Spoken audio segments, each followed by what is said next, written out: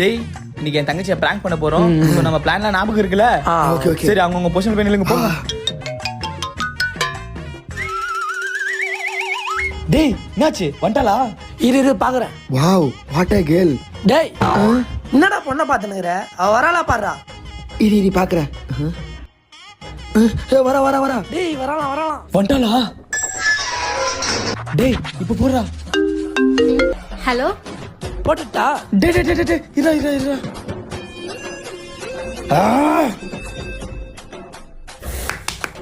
ஐயோ போட்டோ அனுப்ப சொன்னால. டேய் மச்சான் இப்ப போறா. ஐயோ